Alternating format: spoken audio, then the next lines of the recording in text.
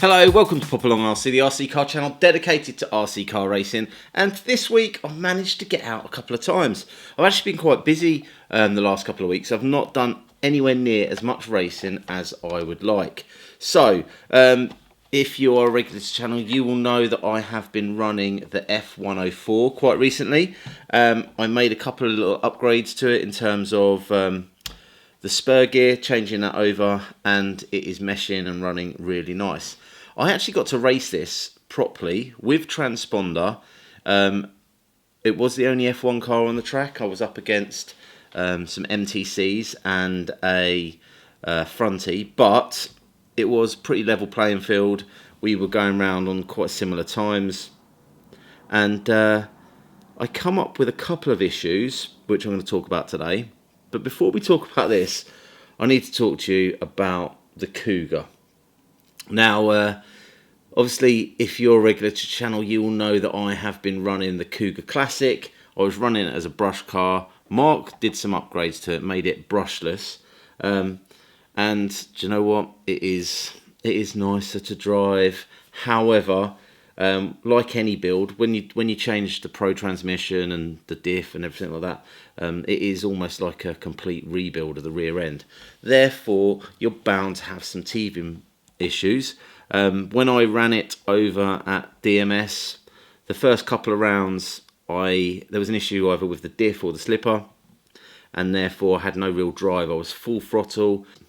I was really struggling to even clear the double because I just couldn't get any power down.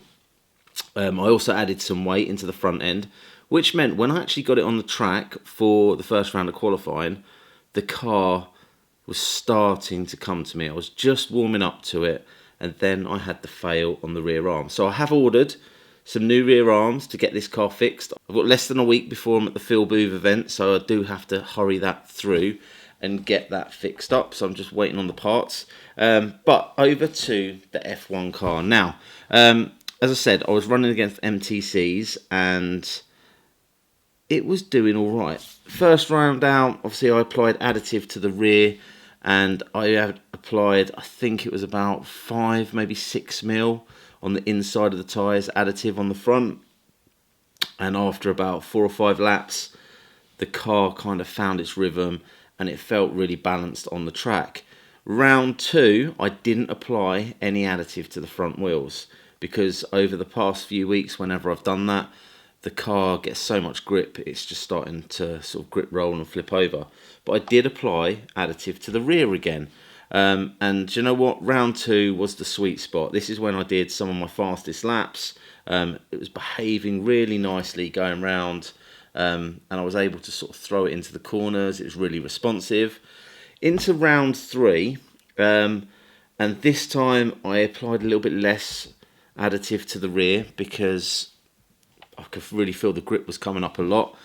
And in the third round, the car started to get a little bit too much grip at the end. So as I was coming to the end of the straight, it was becoming a little bit twitchy. It was gripping, it was grabbing, and I found it actually quite challenging to sort of drive. It was nice to drive, sorry. It was challenging to push because the limits had changed. Therefore, I had to sort of adjust my driving style just to get it round.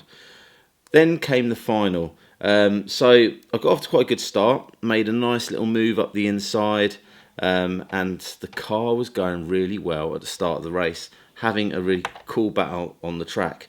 We were all making mistakes, and I made a couple, which just made for an interesting race. However, about it must have been 3/4 of the way through the race, the car started to behave really strangely. I couldn't turn right. It was doing really weird things, and I wasn't sure what was wrong with it. And rather than brake the car, I just pulled it off to the side of the track.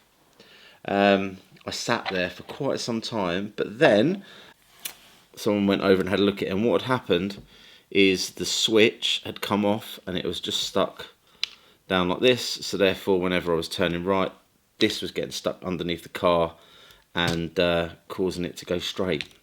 So that was the issue with the F1 car.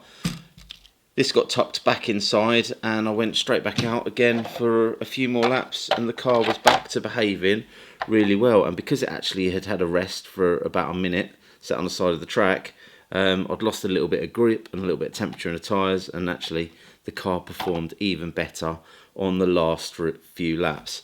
So again, this car is getting a lot of interest at the track, and as a result there are a few more people now starting to buy them. So I'm hoping very soon we can have ourselves an F1 race with just F1 cars. Now, interestingly, Beds run their club nights on a Friday night, which is perfect because I don't have to get up for work on a Saturday morning, which means I don't mind the late night. So, Good Friday, they are open, but rather than do their normal race night, which is sort of 7 till 10, which is a 3-hour slot, they're actually doors open at 3:30. So you can get down there for 3:30, help set up the track.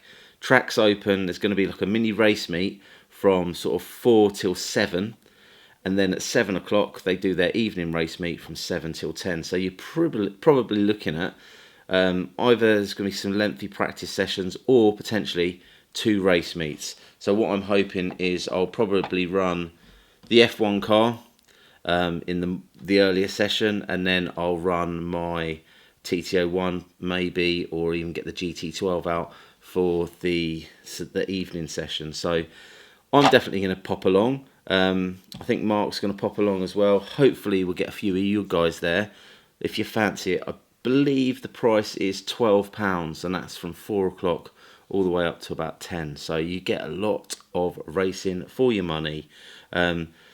Link is in the description below. You basically go to their Facebook page and you can book on to the system there. I think they're running minis like the Jokers and the Mardave minis. You've got GT12, you've got a novice class, you've got the TT01s. Hopefully there might be a couple of F1 cars turning up. And again, they don't really turn anyone away. If you want to have a go and you want to give racing a go, pop along, give it a go and test out the club. It's a great, family-friendly, super helpful club, and I'm looking forward to getting down there again. But I am sitting here right now waiting for my delivery. So my delivery was due at 10 o'clock this morning, and every time I've checked my phone, it's got later and later, and now it's saying end of day. So I've got to wait till the end of the day to get my delivery. Then I'm going to stay up late, fix my Cougar, ready for next week. Anyway, if there's anything in particular you want to see on the channel, put it in the comments down below. We're looking forward to getting out again. Now the sun is shining, we're going to get out with our Apaches, our short course trucks, and we're going to do some grass racing sessions. Hopefully next week we will have a pop-along track set up at our school venue where we run workshops, and that should be good fun. Me and Mark hopefully might even get the sparks, do some 1/8 action over there. We definitely want to be testing the Cougars on grass, because obviously we're going to be running those to the revival this year at Oswestry, which is the grass track we did a couple of years ago. And also maybe a maiden voyage for Mark's Goldpan RC10. That is due out on the track very soon. That's all built and made up. I wonder, actually, if I don't get my Cougar fixed, what do you reckon the chances are Mark will lend me the RC10? Interesting.